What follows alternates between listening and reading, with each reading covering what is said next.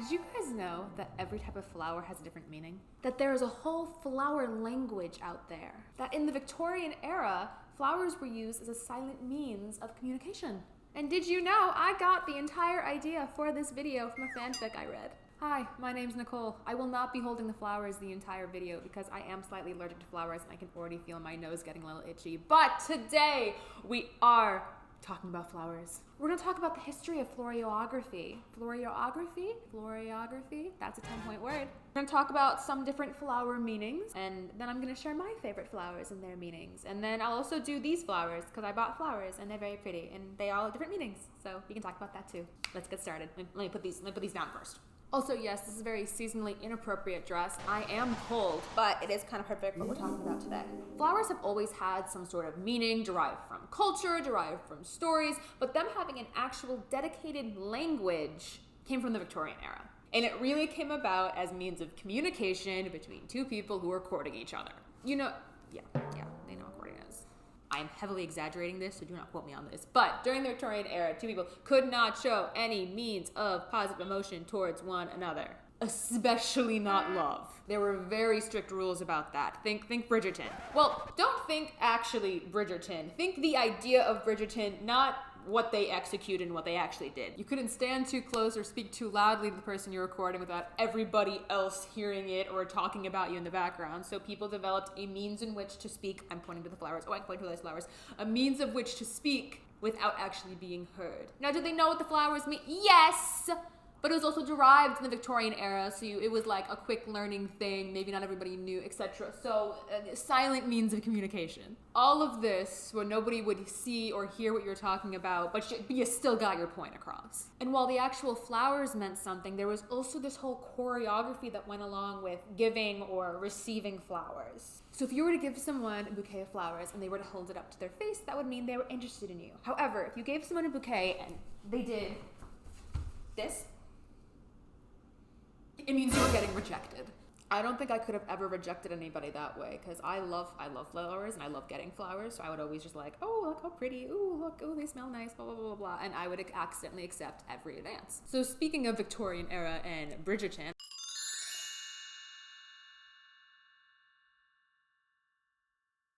I'm gonna start my example series with something pulled directly from Bridgerton. Do you remember the moment in season 2, because season 3 doesn't exist to me, in season 2 when Anthony goes to see Kate and he brings these tulips? It is perfect symbolism for that scene. You don't need the context, don't worry about it, but tulips. They represent a few things that I want to focus on too. 1, they represent new beginnings and rebirth. And 2, they represent perfect unconditional love. Which is unlike roses. Because yeah, those red roses you see everywhere, they represent love. Yes, they represent love. But they represent a romantic love and a desire for a stronger bond, unlike tulips, which is just a perfect unconditional love. Different types.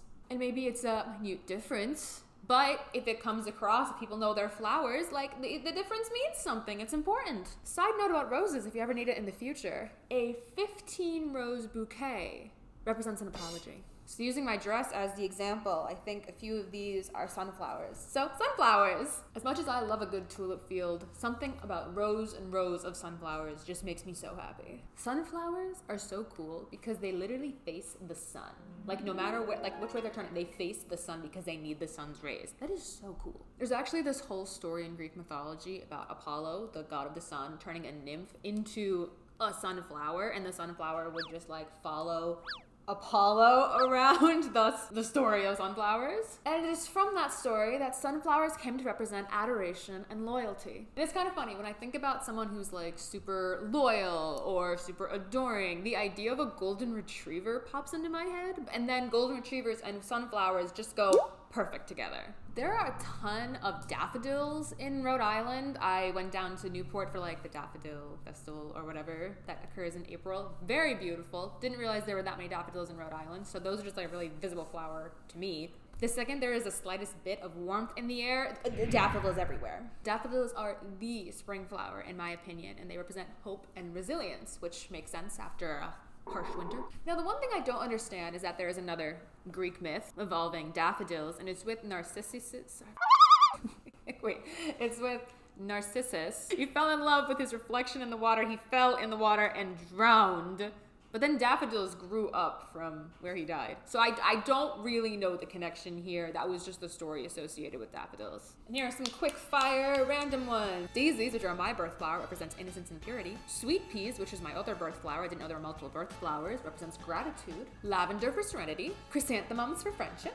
And hyacinth for sincerity. And flower in which that's inspired this video, the tiger lily, which represents a lot of things, but I like that it represents the idea of I dare you to love me, which is the name of the fic that I read. That fanfic really got me into florography because I love when authors take something that they're specifically, this is turning into a fanfic video, I love when they take something that they are specifically so passionate about, a niche that they're interested in, and infuse that into the story so they're able to like show off their expertise in the form of this character story. It had nothing to do with canon or what the characters were like in real life or anything, but them getting to infuse what they love into this storyline was fantastic. And now I walk away with it, one, with a good story, and two, with an understanding of something I didn't know before. Though I have to say the line, I dare you to love me, comes from popular culture. Tiger lilies really represent confidence, enthusiasm, aggressive feminine traits, which I really don't know what that means exactly,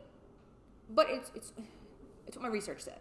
I will drop the links I used to make this video down below, if anyone's interested. Okay guys, look how cool this is. On the iPhone, if you take a photo and you wait a second, you're able to see on the bottom corner where that little eye is, a little graphic of a leaf will pop up and you're able to look up what flowers are. Now it's certainly not perfect, but if you just look at the images, you are able to match it back. For example, here, I found this photo. It looks exactly like the photo I used and it takes me to this webpage where I learned this is a Gerbera daisy. So now I'm gonna take a photo more specifically of these little ones and do the same thing. In here, it comes up automatically. They're called Sweet William. That's so cute. It's just so easy. It brings up the Wikipedia page. I got to learn all about it. It's just a really cool iPhone feature.